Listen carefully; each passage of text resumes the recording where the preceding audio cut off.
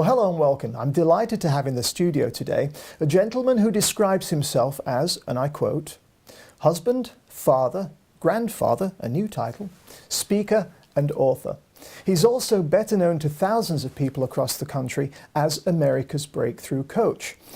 He is one of today's most sought after and influential motivational speakers, where he teaches a transformational technique called breakthrough leadership to organizations large and small, including many Fortune 500 companies.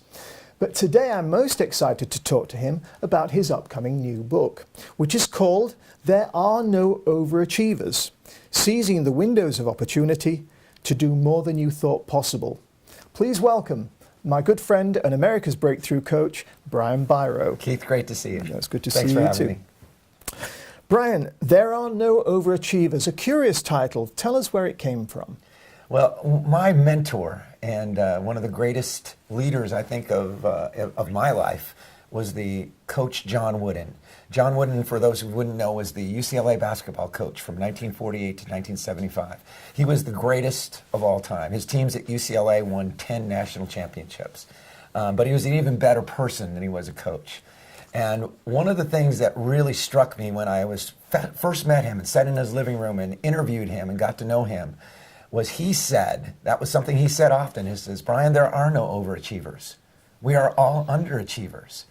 And what he said, what he meant was is that we have more in us than we ever dreamed of. We have no idea of our capacity, of our potential, that we've been given more than we use. And so part of the message of this book is to everyone who reads it to not look at themselves as having used up their capacity for greatness, their capacity for performance, their capacity for being all they can be, that there's more in you than you ever dreamed of. So never again look at yourself as an overachiever. You've got a long ways to go. So that's a curious title. There's another curious phrase that occurs throughout the book, which is seize the woo, W-O-O. Woo. Absolutely. For those who don't know Brian Biro and who have never read this book, explain woo. The woo stands for the window of opportunity. And I believe that we all share the most important, the most magnificent, the most empowering of all woos right now.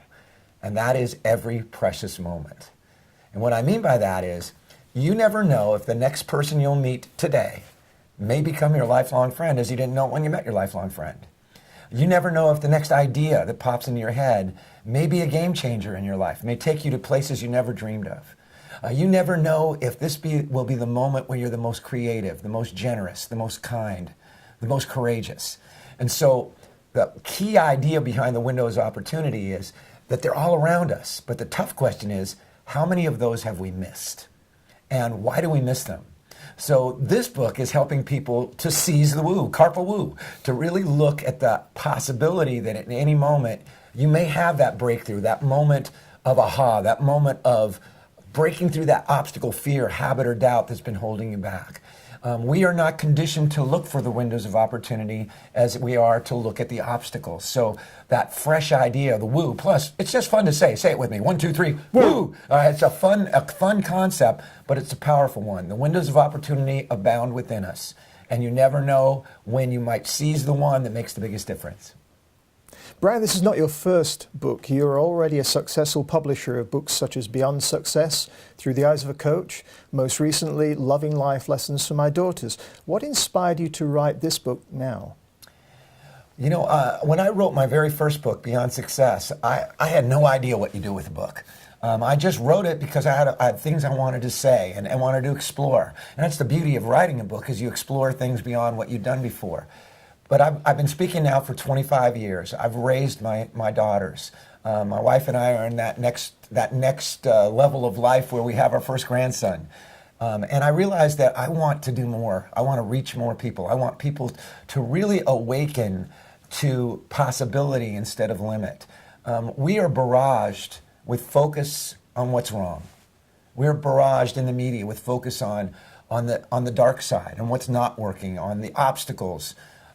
Because it's glamorous. That's what news is. News isn't about good news usually. It's about, some controversy or negativity. We've gone through a political campaign where there was an awful lot of negativity. it's time we start focusing on what we want instead of what we don't want. So the driving force behind this is to understand that we have that choice at what we want to look at, that what we focus on over time becomes what we create. So let's start focusing on the windows of opportunity. Let's start focusing on developing ourselves, on building teams, building people, on really energizing and engaging everyone around us and ourselves, on shaping our future, on shaking our future rather than just waiting for it. You're an incredible storyteller, and this book is absolutely brimming over with stories, both personal and professional. Based on that, what is your intended audience for this book? Wow.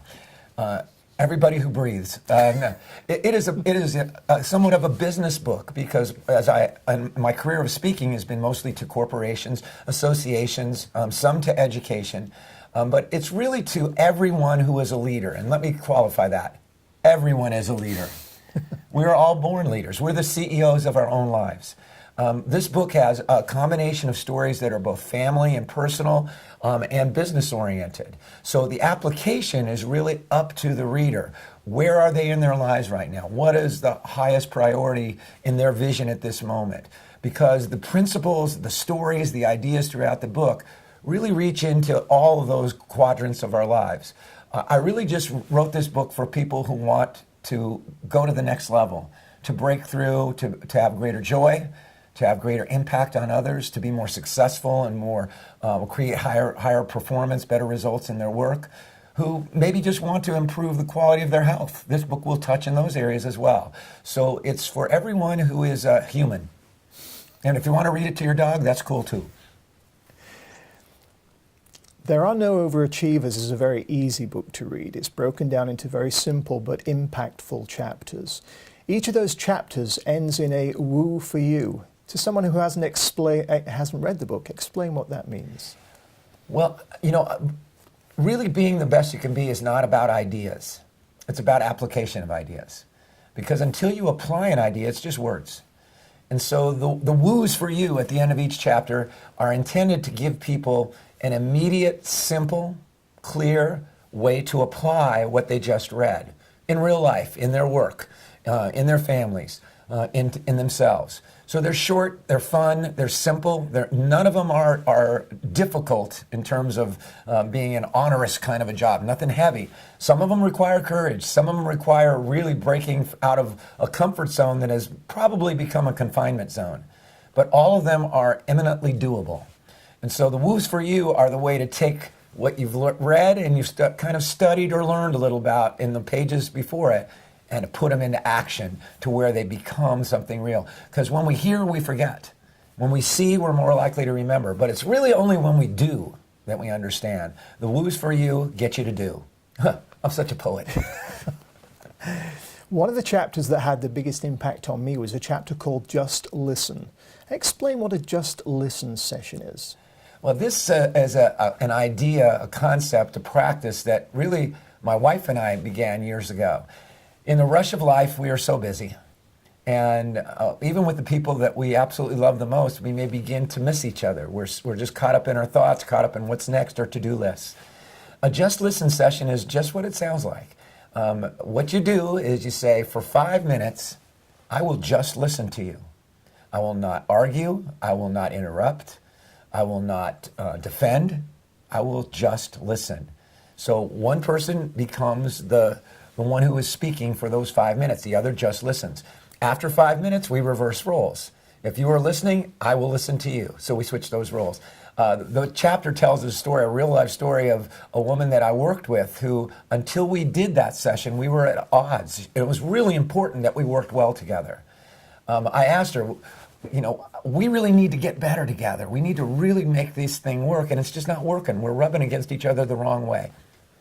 Would you do a Just Listen session with me? And I said, I will give you 10 minutes where I will just listen to you.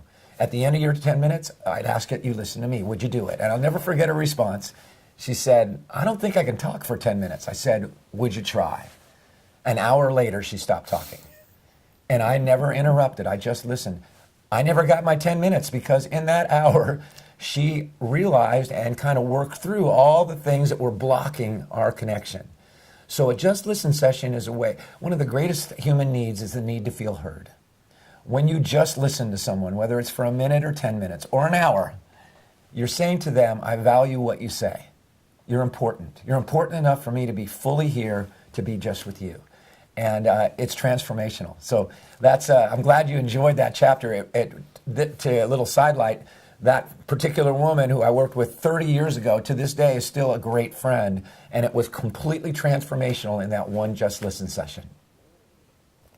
Another chapter describes a business called Avenue. Tell me about Avenue and your role in it. Avenue, which stands for Open to the Now. That's what Avenue means. It's Finnish. My wife is Finnish. I don't know why they chose Finnish. Nobody knows Finnish, but that's what it is. Avenue is a company that really wants to make a difference in the world. And for me, I absolutely love teaming with them. They are masters. They are outstanding in the world of video-based learning. They've done tremendous amount of research. They've tied into University of California at San Diego that's done some cutting-edge research in the area of how do you help create visuals that allow people to really absorb and take in information. And what they did was they reached out to hundreds of authors and speakers in subject areas and talked to them about creating an 18-day, 2.5-minute a day video series. For me, I absolutely love it because what it brings is a way to follow up the live events that I speak at. And so each participant receives this 18 days. Every video has a story, a message, and an action in 2.5 minutes. To tell you the truth, the reason I did it was it forced me to get short. All right, my stories are like, 3 days long. So I wanted to figure out how to reach today's audience. People are busy. And so it's a brilliant concept. And the idea is that if you went to the gym once, all you'd get is sore. So even though a live event may really catalyze a lot of emotion, get you excited, how do you keep it going? How do you keep it moving forward? Same thing with the book. That's why the woos for you are in this book, is to give you an opportunity to practice, to reinforce. And so after 18 days of absorbing these little bits and pieces each day, sharing them with your family, you're so much more likely to internalize and to think differently. So it's a wonderful concept. Great people. What would you hope will be the main takeaway or the main outcome for someone who reads this book? Well, first, I think it'll be different for different people. Just as you mentioned certain chapters that grabbed a hold of you, it's where you are, it's what resonates with you. But on a grand scale, really a couple things most important to me that I hope everyone will get. Number one is to shift focus towards the possibility instead of the limit. To break out of the constant conditioning to look at what's wrong with more passion than we look at what could go right. So that's a big one, because that shift really changes the way life looks. Every day you're looking for the possibility instead of the adversity. Within every adversity is planted the seed of an equivalent or greater benefit. We all know this, because the toughest things we ever work through in our lives often are the things from which we grew the most. This book is intending you to say, start looking for the possibility, because if you do, you'll find it. What you focus on is what you create. I also hope that people really understand that because the book really reaches beyond just the workplace into the home and vice versa, that we are one person. And as you apply, if you take some of the key principles and you apply them because you want to be a better dad, it's going to pay off in your work. If you want to apply them in your work because you want to be better in your role at work, it's going to apply back to your family. That we're one person and these principles are alive. Lastly, most importantly, I want people to use this book to recognize you have a choice. Our energy is a choice. Our presence is a choice. Our joy is a choice. And so there are no overachievers helps people know the reason you can go further is you can make a new choice. If you choose what you've always chosen, you're going to get what you've always gotten. When you make a new choice, you have a chance to break through. So let's imagine that I'm in the airport bookstore and there are shelves and rows of business and motivational and self-improvement books. Why would I choose There Are No Overachievers? Well, you said it's kind of an unusual title, so hopefully it'll gather your attention. I think it's an important book and an important moment in time. As I say, I don't think we've ever been at a point that I can remember in my 117 years that we are more in need of shifting our focus towards possibility than limit. We're ready for this. we're ready to say, let's move forward. Let's stop focusing on the obstacles, on the blockages, on the barriers. So I'm really hoping, and I believe it will be the kind of book that fits the moment. And also, as you said, it's an eminently readable book. It's not like reading a textbook. It's filled with stories. It's short. It's not an epically long book. So it's a book that you can grab and get through. You can read chapters over again. There's a lot of laughter in it. There's a lot of heart in it. There's wonderful stories that you can relate. So my hope is that people will be drawn towards the title a little bit. Will say, well, what does that mean? That's curious. As you said, I like that word, curious. And then as soon as they open up and read the first chapter and get into the first stories, go, what's next? I can't wait. Kind of, when you read Harry Potter, you got to read the next chapter. So I'm hoping they'll look at this as, hey, maybe Albus Dumbledore wrote this book. Let's go. So I can certainly put myself in the place of someone who has bought this book and read it and now decides that I want to use it and its lessons for my team. So I give each of them a copy of the book. Now, there's so much wisdom and so much knowledge and information in this book. What kind of advice can I give them to begin learning those lessons? Well, I think the best thing that you can do is ask instead of tell. And that's actually a part of this book, is that being a great leader today is much less about answers than it is about questions. Because what we want from the people that we lead, the people that we care about, is for them to learn to stand on their own 2 feet and think for themselves. And so what I would encourage leaders to do, rather than say, hey, read this book, it's really good, is to offer to them as a gift, but then ask them, hey, what grabbed you? What did you think about that chapter? What chapters really, did you feel are really applicable to where you are right now? And just ask those kinds of enabling questions that enable people to take these ideas and internalize them. That's what you want them to do, is to have them apply what has value to them. And that will move over time. That's the beautiful thing, is you can read this book. I've read certain books that just are so important in my life. Man's Search for Meaning by Viktor Frankl. I've read it 10 times in my life. Every time I got something new. Because I was new. I was in a different place, and things that had really grabbed me at first, now I had internalized. Now I was ready for something else. So my hope is that that people, as they are working with their teams, and I think it would be absolutely awesome if they brought this book to their teams, because they'll help them speak the same language, help them really have that extra connection about ideas and principles, but that they'll really seek to engage their team rather than to push it on them. When people feel pushed, they push back. So ask instead of tell. Energy is a major theme in this book, as it is indeed in your live presentations. But a lot of people have difficulty keeping their energy levels high. What's your secret? Well, first of all, it's important to recognize, why is energy so important? Why is such an important choice? And the real simple reason, I'll put it this way: to your children for every moment of the rest of your life, to your customers in your business, to your teammates in your business, to anyone you care about having a positive, impactful impact on in your life, your energy is your example. People will remember very little of what you say, no matter how well you say it, and they'll never forget your energy. So the importance of energy is that's who you are to people. Everything is energy. But what I really want people to understand, and why there's so much room to move beyond what you think is overachievement into a whole different realm, is that energy is an absolute choice.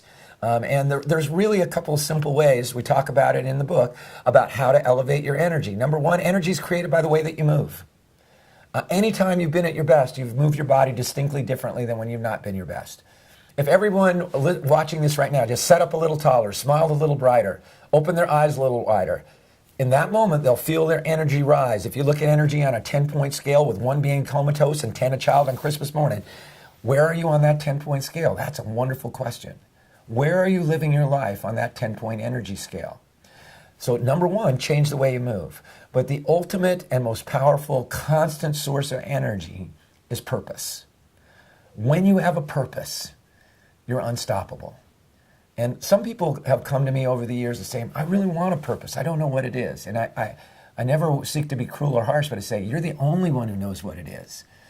In the book, we talk about how to discover that, which I think is a really valuable way, how to help you, some real practical ideas of how to kind of crystallize and get clear about your purpose. But the main thing I want people to know is it's in there.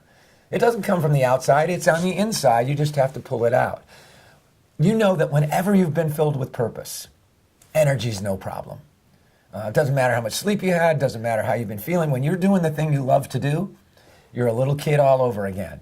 But when you lose sight of your purpose, it's like somebody puts a pin in that balloon of energy. So change the way you move. All right? If you change the way you move, you change the way you live. Number two, most importantly, really focus on purpose every day. Great way to do that. Simple thing. Every morning when you wake up, ask yourself, what am I truly grateful about in my life? What you're grateful about focuses you on your priorities. Your priorities are your pathway to purpose. Every event I go to speak, the main tool I bring with me is a simple thing. It's a photograph of my family. And right before I speak, I spend time with each of them. Now I get to do it with not only my two daughters and my wife, but my son-in-law and my grandson. And I connect with them. I know it's corny, but I don't care. And by connecting with them, spending real, maybe 10 seconds with each one, maybe 30 seconds, it changes me. And I realize that if I don't give the audience my best, that I'm not giving them my best. They are my purpose. And I just won't do that. And it changes the whole level of my performance, the whole level of my energy, the whole level of my passion. Brian, you have an incredibly busy schedule. What is your writing process? How do you find time to put all these wonderful lessons down on paper? Well, it really ties into your question about energy. When I get inspired to write, it's like, get out of the way, baby, because it's going to happen. I mean, a time flies by. So my writing process really is about first discovering the purpose that I want to write about. That's what really got me going on this book, was that I was inspired to try to bring out these things that I've learned over so much time that make such a difference, to get people to understand that there's more in them than they believed, to get them to understand how to discover that, how to shape their future, energize and engage themselves, how to build better relationships, how to deliver breakthrough results. So my process itself is, I kind of start with the end in mind. I know where I'm going to have the overall purpose, and then sort of filling it in as I go along. If I reach that point where what I call percolator and other people call writer's block, the best thing for me to do at that point is to go for a run, is to let it go, to not focus for a while and let it percolate. And I've come to love those times, because what happens is, even though I'm not focusing specifically on what I'm going to say, that's when the ideas begin to crystallize, to come together. And always something new comes out of it that I didn't know was in there. It's really a personal application of There Are No Overachievers. And you love that moment. I know you're a writer as well. I've written a great book. Is that what happens is, you read something you just wrote that you never said before in quite that way, and you go, wow. Oh, that's not bad, and that's a tremendous feeling. So the process for writing this book was just a absolute passionate exercise of joy, that I got a chance to just let it spill out, and so many new stories that I've never told before. I mean, you and I know each other from long ago. You probably thought you knew all my stories, and then you read the book and go, oh my gosh, she's got a few more. So that's my process. You alluded to this earlier, Brian. Why is the timing of this book and its publication so important? I was on Good Morning America years ago, and I was on a segment that was called The New Year and the New You. And it was really kind of a play on a different way to look at New Year's resolutions. And I think we're at that moment. Everyone wants to become a little bit more of a new you. That we're at a time of a new year. I'm not saying on the calendar year, but a new time in our lives. And I feel that, again, I have never seen more divisiveness in our nation, more separation. I've never seen media. When I was a kid, we had 3 television stations. We would say, what's on? And when you watch the news was, I think, close to as unbiased as it could be. It was simply trying to report the news. Walter Cronkite. That's the way it is. And now we have, of course, cable and tons of stations. We've got stations that focus on the left, some focus on the right. It's like a dance. And I think that we can heal those pieces. I had 2 friends who recently rode their bicycles across America. One was 68 years old, one was 72 years old. 4,208 miles. Pretty amazing accomplishment. But I asked them both when they finished separately so they could not feed off of each other. What was the best part of that ride? And honestly, I thought they'd say, you know, riding my bike across the mountains of Montana, you know, sunrise across the desert. They both said something that really hits hard at the reason for this book's timing. They said the best part was that it absolutely renewed their faith in people. That everyone was so wonderful, so supportive. And those people they're talking about were the people on either side of all this divisiveness. We have more in common than we have apart. We have the opportunity to be the best we can be. We can disagree without being disagreeable. We can change the tenor of the respect and dignity by which we treat each other. But that starts on the inside. That starts by breaking through those places where we are ready to break through. So I think we are at this epic moment where everybody's really getting to the point of saying, let's make this work again. Let's make this world a better place. Let's make my family closer together. Let's make my community come together. And let's grow. So I think it's the right moment for the right book.